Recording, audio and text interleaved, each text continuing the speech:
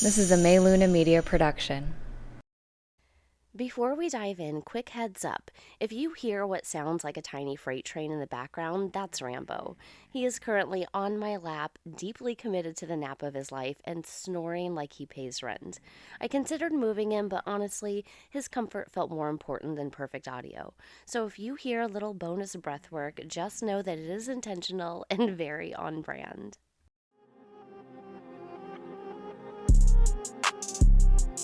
Welcome to the Synaptic Soul Podcast, where science meets spirit and they totally make out. I'm Ava Marie Anderson, your quantum-loving, spiritually savage bestie, here to prove your energy isn't mystical, it is measurable. And oh, quick heads up, if you hear snoring or grunting or a dramatic sigh mid-download, that is not a ghost in the machine. It's just my Frenchie co-hosts, Rocky and Rambo, vibing at their own frequency. Let's dive in. We have been told a very specific story about humanity, and it usually starts with something like this. Once upon a time, humans were basically feral. We grunted, we pointed, we scratched pictures into cave walls, and then miraculously, we invented language and writing and civilization and eventually Wi-Fi. It is a clean, linear narrative, primitive to advanced, dumb to smart, cave to cloud. And because it's clean, we rarely question it. But what if that entire storyline is backwards? Like, what if the appearance of written language doesn't mark the beginning of human intelligence, but rather a moment where something fundamental had already been lost? This is where the Yuga framework quietly but radically rearranges the conversation. In the Yugas, time isn't linear, it is cyclical. Consciousness doesn't march upward in a straight line. It rises and falls in vast arcs spanning thousands of years. According to interpretations like Joseph Selby's, humanity has been moving through a long descent of consciousness, not because we failed or sinned or screwed up, but because descent is part of the cycle, a necessary phase of density and individuation and separation. The descent isn't about becoming worse humans, it's about becoming heavier ones. And when consciousness densifies, something interesting happens. What we once carried internally, we start outsourcing externally. So in a higher state of coherence, information doesn't need to be translated. It is known, it is felt, it is shared through resonance. But as coherence fragments through trauma and survival pressure and environmental stress and separation, direct knowing becomes unreliable. Meaning no longer travels cleanly through the field. And so we invent intermediaries like tools and symbols and systems and language. So instead of asking why didn't ancient humans write things down earlier, a more interesting question might be, why would they have needed to? So if early humanity existed in a more unified state of consciousness, communication wouldn't have required symbols the way that we think of them now. Like meaning wouldn't have needed to be compressed into sounds or frozen into marks on a stone. Information could be transmitted through shared context and emotional resonance and somatic awareness and what we now call intuition. Like not magic and not fantasy, just coherence. Like, think about how much information you receive today without words. You know when a room feels off. You know when somebody is lying before you can articulate why. You feel grief in your body before your mind catches up. You sense when a conversation is about to shift. None of that relies on language. It relies on nervous system attunement. And now, imagine that capacity not as a fringe ability, but as the primary operating system of an entire species. So, in the Yuga descent, consciousness gradually contracts. The sense of unity fractures into individuality. Individuality fractures into competition. Competition fractures into hierarchy. And with each fracture, the bandwidth of direct knowing shrinks. Meaning becomes harder to transmit. Memory becomes less reliable. So humanity does what it always does when something internal falters. We build a workaround. Language is one of those workarounds. Spoken language allows us to externalize thought. Written language allows us to preserve it across time when memory and coherence can no longer be trusted to hold it. Writing doesn't appear because humans suddenly became brilliant. Writing appears when brilliance can no longer be maintained internally. It's a stabilization mechanism in a system that's already slipping toward entropy. And here's where it gets really uncomfortable for the modern mind. Writing doesn't just preserve knowledge, it also flattens it. Like it strips meaning of tone and resonance and emotional context and embodied understanding. Words become symbols standing in for experience rather than the experience itself. So over time, we stop trusting what we feel and we start trusting what's written. Authority shifts from lived knowing to recorded information, and that shift quietly rewires an entire civilization. That doesn't mean language is bad. It means language is compensatory. In a descending cycle, compensation looks like progress. We mistake complexity for advancement. We assume more systems mean more intelligence, but often more systems simply mean that we are compensating for something that we can no longer access directly. The more fragmented consciousness becomes, the more elaborate the scaffolding needs to be to hold society together. This reframing also explains something that archaeologists tend to gloss over.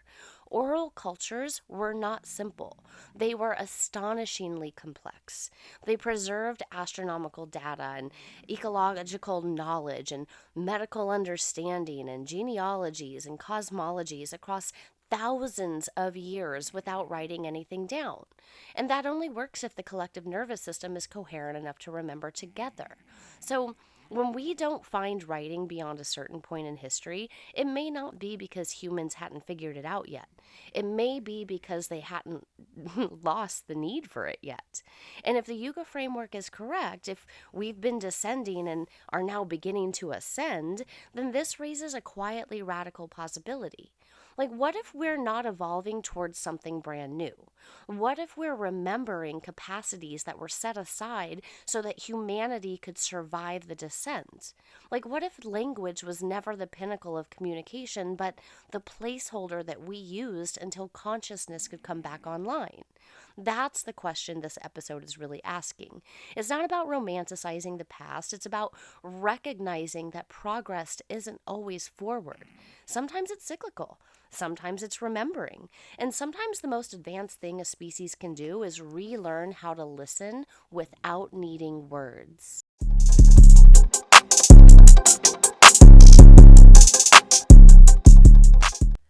When people hear the idea that humans may have once communicated without spoken or written language, the mind tends to jump straight to extremes.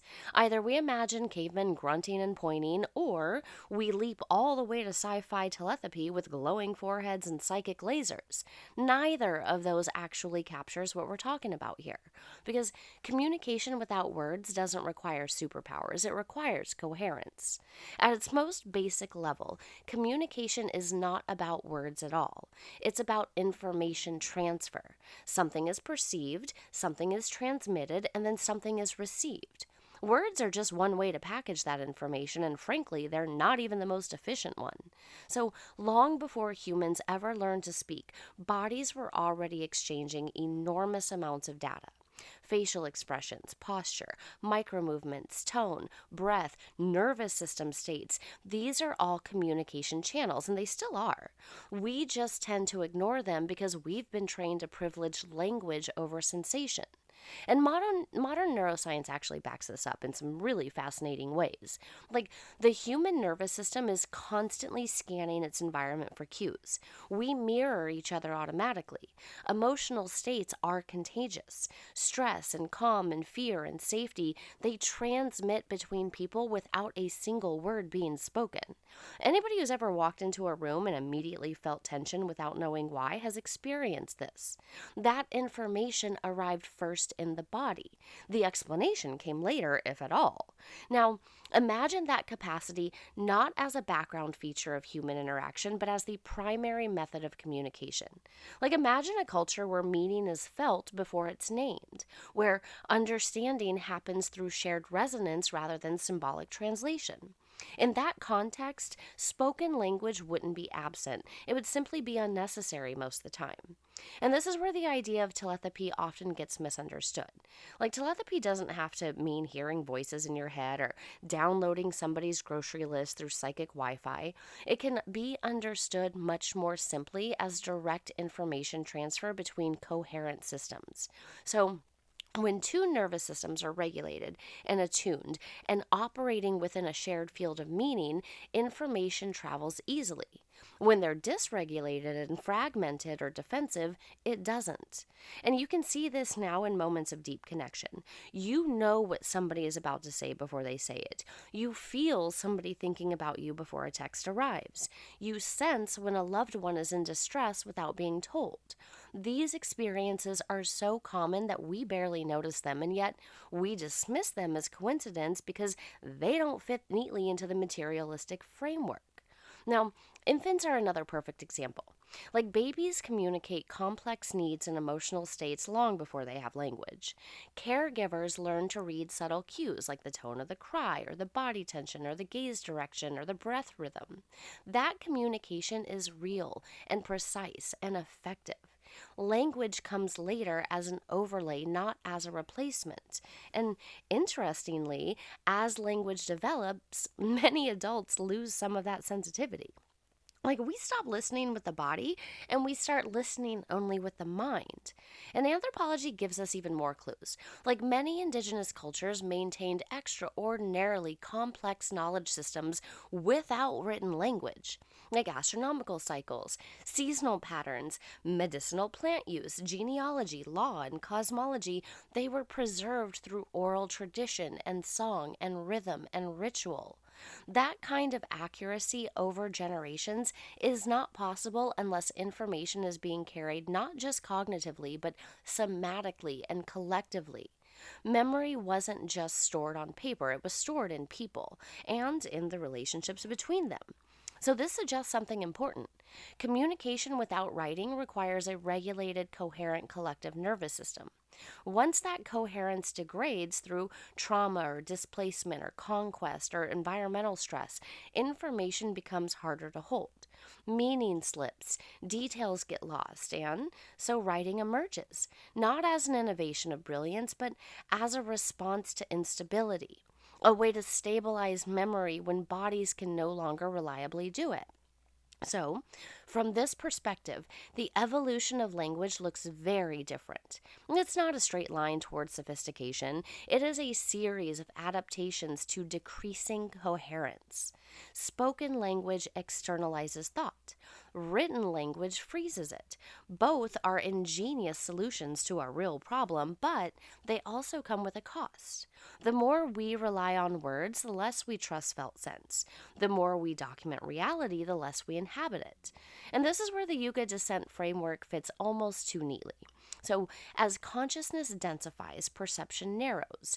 Direct knowing becomes unreliable. So, humanity invents increasingly elaborate systems to compensate.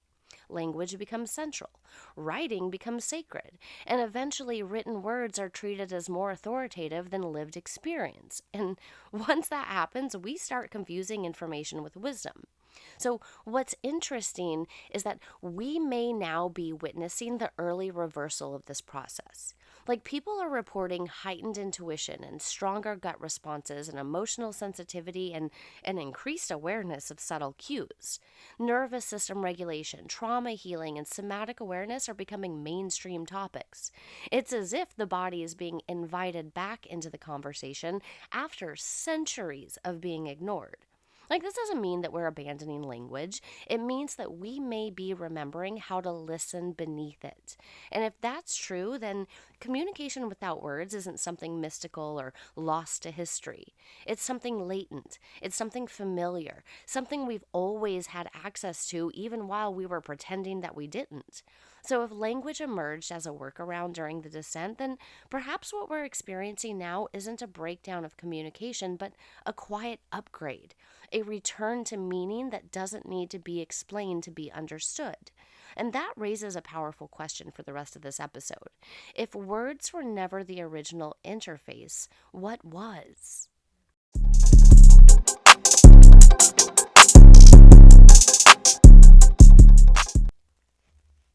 If we zoom out and look at human communication not as a straight line of progress, but as a series of adaptations, a different pattern begins to emerge.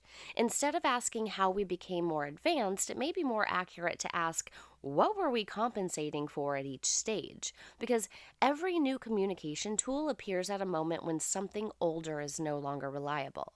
And when you trace that pattern honestly, it starts to look a lot less like evolution and more like a gradual downgrade.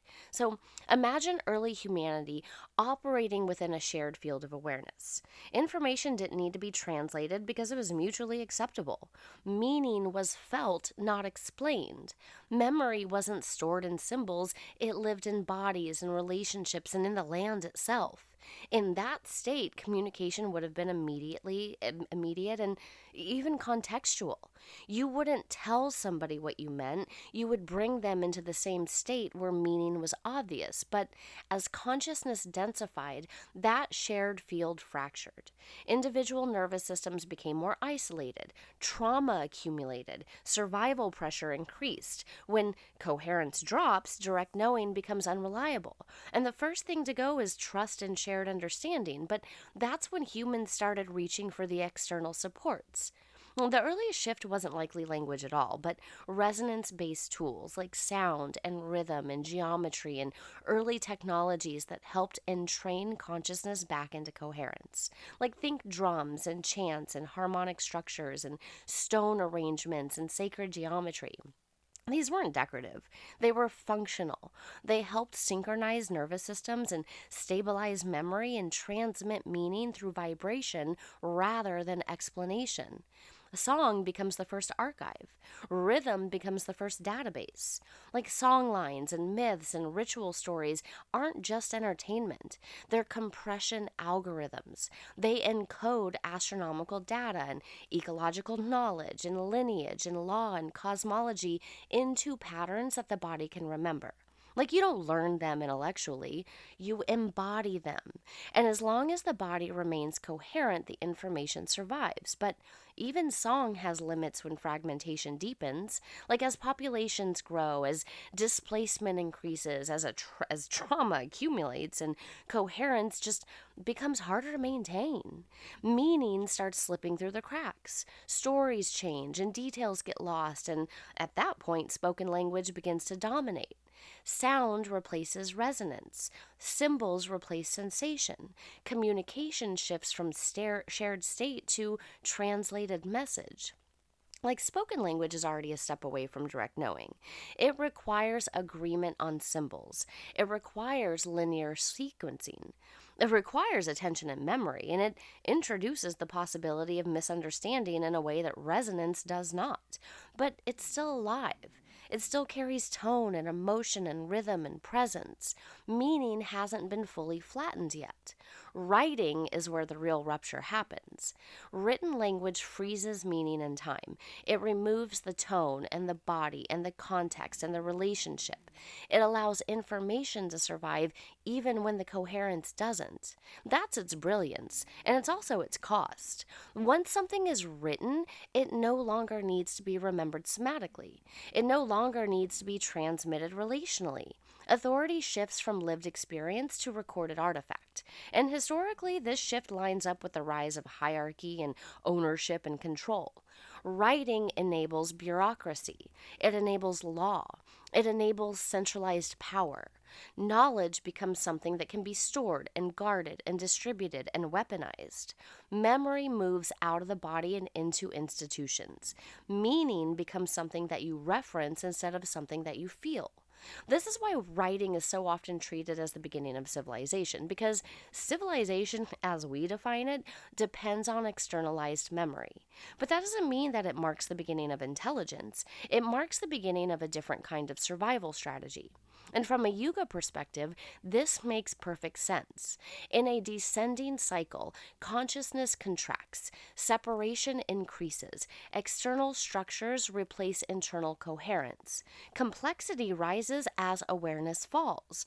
The more fragmented the system becomes, the more elaborate the scaffolding has to be to hold it all together. So when modern humans look back and say, oh, this is where history starts because this is where the writing starts. What we may actually be saying is this is where we stopped being able to trust ourselves to remember. And here's the part that really challenges the progress narrative. Once writing becomes dominant, we slowly lose access to other ways of knowing. We stop listening to the body. We stop trusting intuition. We privilege what can be documented over what can be felt. And eventually, reality itself becomes something that needs a citation to be considered valid. This is how we end up in a world where people can be deeply dysregulated and disconnected and miserable, but still insist everything is fine because the data says so. Written systems are excellent at preserving information. They are terrible at preserving wisdom. And yet, writing wasn't a mistake. It was a necessary adaptation for a species moving through density. It allowed knowledge to survive periods of fragmentation. It carried humanity through the lowest points of descent. It was a bridge, not a destination. The problem arises when we forget that it's a bridge. Because if the Yuga cycle is turning, if we are beginning to ascend, and I truly believe that we are, then clinging exclusively to written meaning may actually limit us. As coherence returns, other forms of knowing begin to reactivate.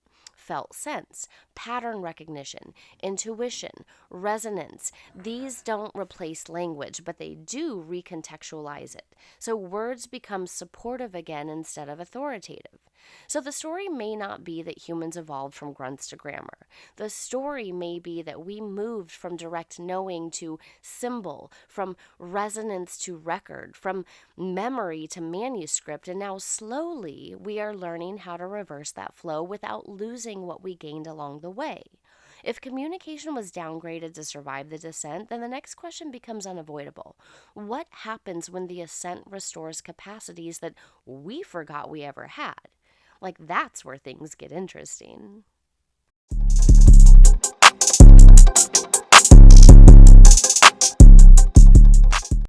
If humanity truly moved through a long descent of consciousness, then technology starts to look very different. Not as proof of our superiority over the past, but as evidence of our compensatory brilliance. Because every major technological leap mirrors a capacity that we either lost or we no longer trusted ourselves to access directly. And when you look at modern technology through that lens, something kind of shocking emerges. We didn't invent new abilities, we rebuilt old ones externally. Like instant communication across vast distances, that's telepathy, outsourced. Shared information networks spanning the globe, that's collective consciousness, fragmented.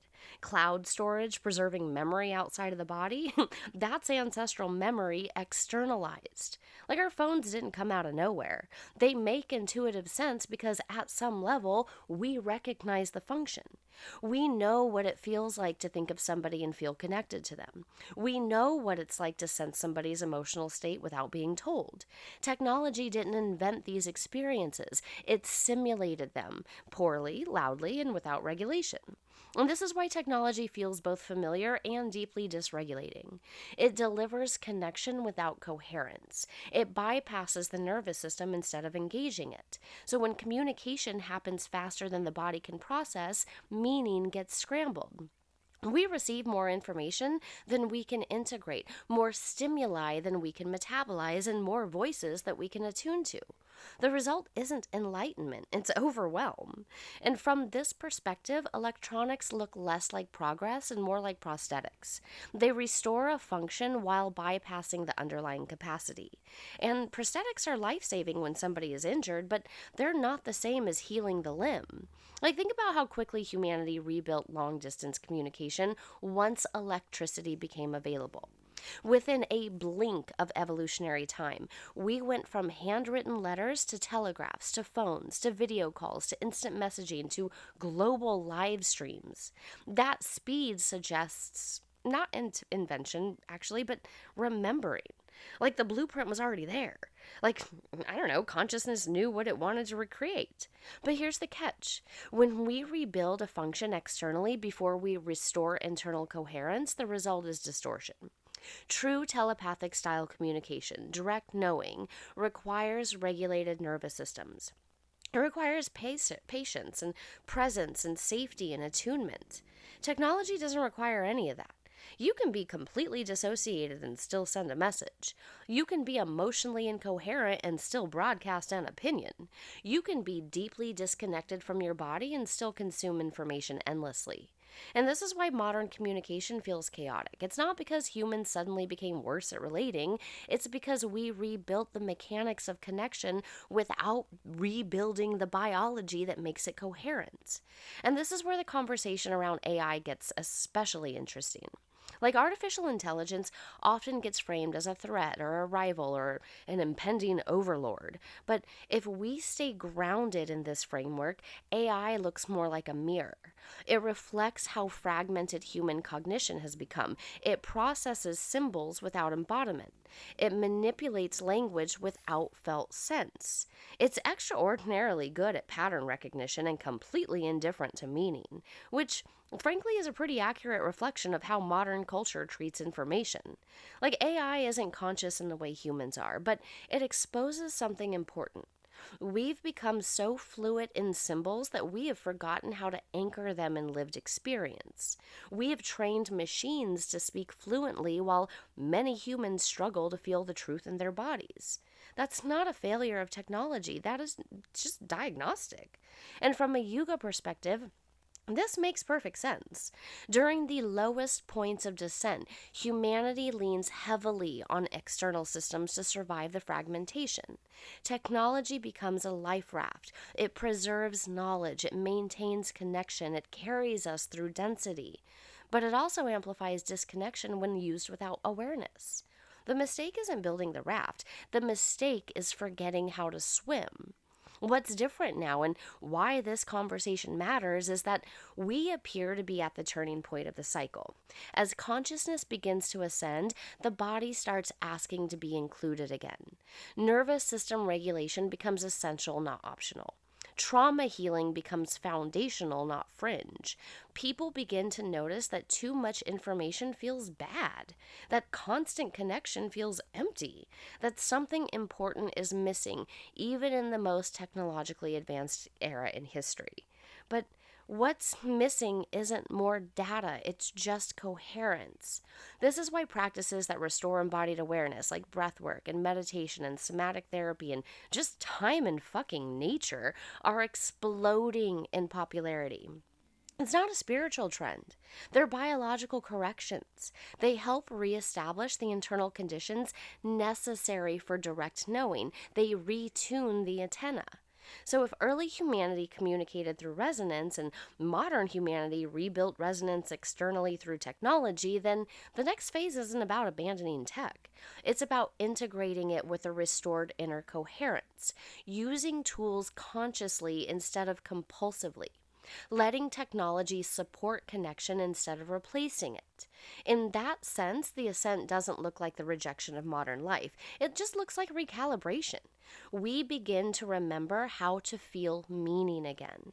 We start trusting the body as information source. We notice what lands and what doesn't.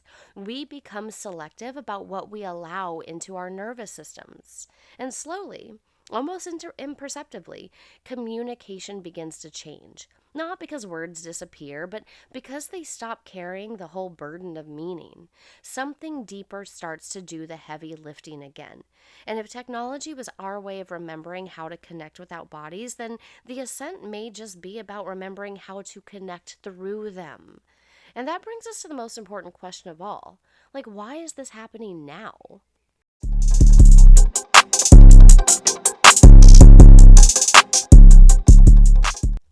All right, so if everything we have explored so far is even partially true, if humanity moved through a long descent of consciousness marked by fragmentation, density, and externalization, then the reemergence of subtle perception wouldn't be random.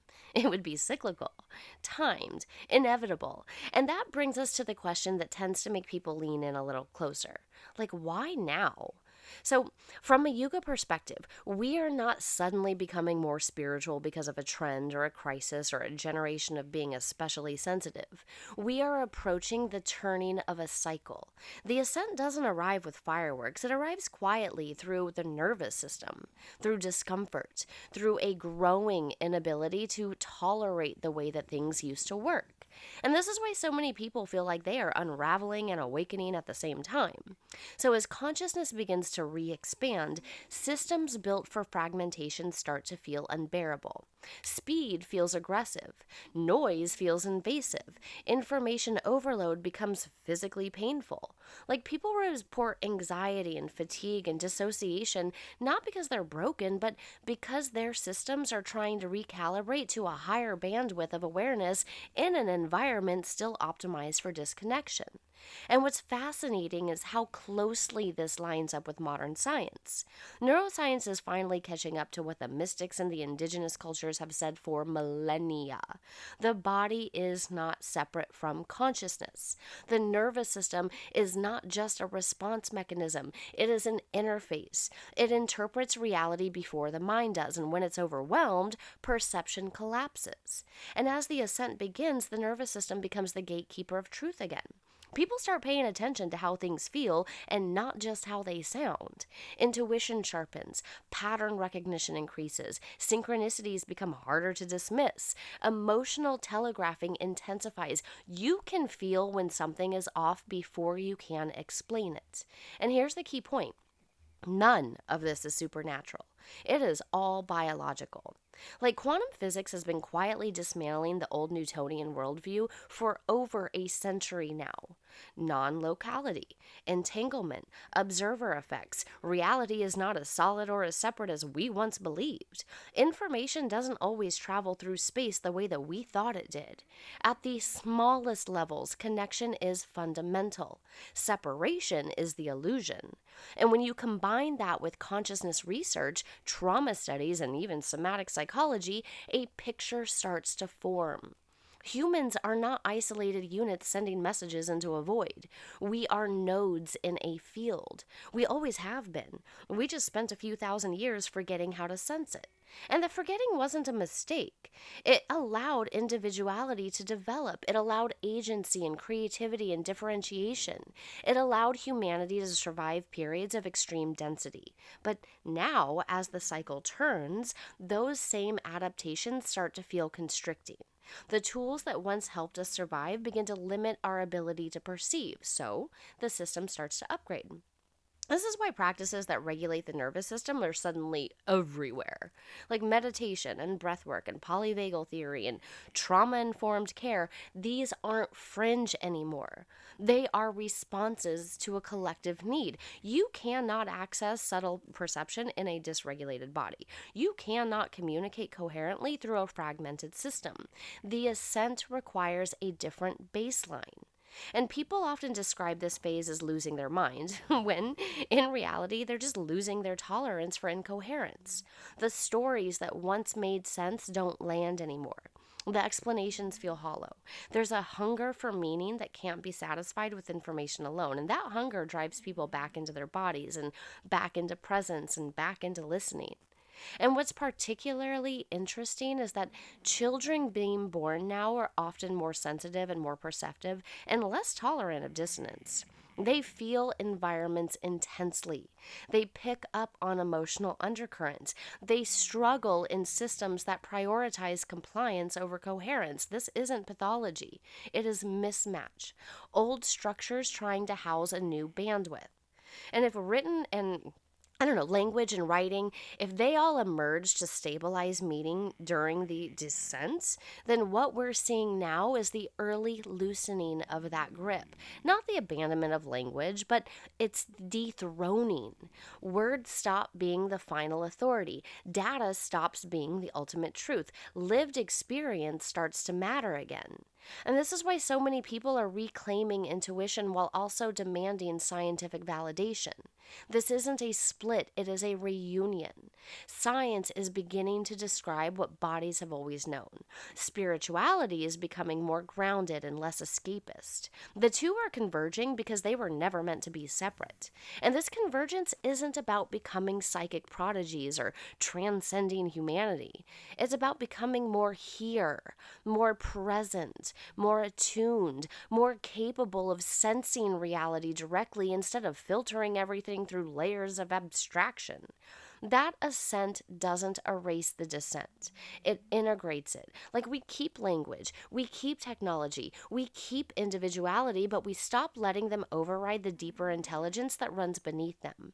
So if you felt like something is shifting, if communication feels different, if your intuition is louder, and if your body reacts faster than your thoughts, you're not imagining it. You are participating in a recalibration that has been a very long time in coming.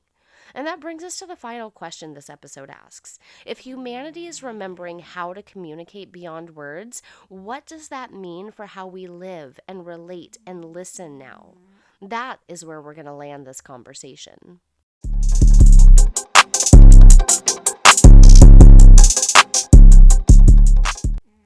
So, if we zoom all the way out, like past history and past theory and past cycles, what we're really talking about in this episode isn't ancient humans or lost civilizations. We're really talking about you, about what's happening inside your body right now as you move through the world, because the return of communication beyond words isn't some abstract future event. It's already happening, quietly and intimately and often inconveniently. Like, you already know things before you can explain them. You feel when something isn't right, or even if it just looks perfect on paper. You sense when a conversation is about to turn, or when a relationship is shifted, or when a truth is hovering just outside language. Your body reacts faster than your mind. Its tightness, its expansion, its heat, its relief, its resistance. Those signals arrive first. Words come later to justify, deny, or rationalize what we've already known. So, for most of modern history, we have been trained to ignore that order. We're taught to privilege explanation over sensation, data over intuition, proof over presence. And if you can't articulate it, it doesn't fucking count. If you can't cite it, it is not real. And slowly, subtly, we learn to mistrust the most ancient communication system that we have, and that's the body. But if this episode has made anything clear, it is this. Communication didn't begin with words. Words came later, when coherence became fragile, which means that the deeper layer of listening never actually disappeared. It was just deprioritized. So as the ascent continues, that layer comes back online whether we're ready for it or not. This is why so many people are experiencing what feels like heightened sensitivity. Sounds feel louder, crowds feel overwhelming, certain conversations feel draining, and certain people feel nourishing without needing to say anything at all. This isn't weakness, this is bandwidth. When perception widens, incoherence becomes harder to tolerate. And here's the part that matters. If communication beyond words is returning, then responsibility returns with it. You can't unknow what you feel once you feel it. You can't hide behind language forever when your body is telling a different story. You can't say everything's fine when your nervous system is in a constant state of alarm. Like, you can't outsource truth to experts and texts or algorithms without paying a cost internally. That doesn't mean rejecting language. It just means reordering the hierarchy. Words become translators again, not dictators. Language becomes a tool to express felt truth, not a weapon to override it. Information becomes supportive instead of authoritative. Like, science and spirituality stop competing and they start collaborating because they are both trying to describe the same hecking thing from different angles. This changes how we relate to each other. Communication beyond words requires presence. It requires regulation. It requires honesty with yourself before honesty with others. You can't fake coherence. You can't bypass attunement. People feel you long before they understand you. Your nervous system introduces you before your mouth does. This is why relationships are changing. Whole dynamics based on performance and explanation and endurance, they are all breaking down. Like, people want resonance now. They want conversations that feel true, not just sound good. They want to be met in the body, not just in the mind. And when this doesn't happen, no amount of eloquence can compensate. Like, the future of communication doesn't look like silence. It looks like fewer words carrying more meaning. It looks like pauses that aren't awkward. It looks like listening for what isn't being said. It looks like trusting the information that arrives before the story forms. And on a collective level, this might be the most radical shift of all. Like, if humanity remembers how to sense truth directly, systems built on manipulation, distortion, and overload begin to fail. You can't gaslight a regulated nervous system. You can't overwhelm somebody who already knows how to come back into their body. You can't sell meaning to somebody who can feel it for themselves. It's not spiritual bypassing, it's biological sovereignty. So maybe the real reason to this question really matters is, did we use to communicate without language? It isn't about the past at all. Maybe it's about the threshold that we are standing on now. A moment where words are no longer enough, but silence isn't the answer either. A moment where something older and wiser and more subtle is asking to be brought back into the conversation. Not as replacement for language, but as its foundation. Because the most powerful communication doesn't convince, it just resonates. It doesn't explain, it just reveals. And it doesn't begin in the mouth or end on the page. It begins in the body, and it travels through coherence, and it's recognized instantly by anybody who knows how to listen. And maybe that's the remembering humanity has been circling back toward all along. You have been listening to the Synaptic Soul Podcast, where science meets spirit and they totally make out. If this episode hit your frequency, do me a favor, rate it, review it, and share it with your fellow quantum weirdos. It helps the wavelength reach more souls. And if you caught a little snoring, that wasn't a portal, just my Frenchies Rocky and Rambo offering background blessings. Music is Cheat Code by 1,000 Hands, used under Creative Commons. And I am Ava Marie Anderson. Stay weird, stay wired, and keep making out with your higher self.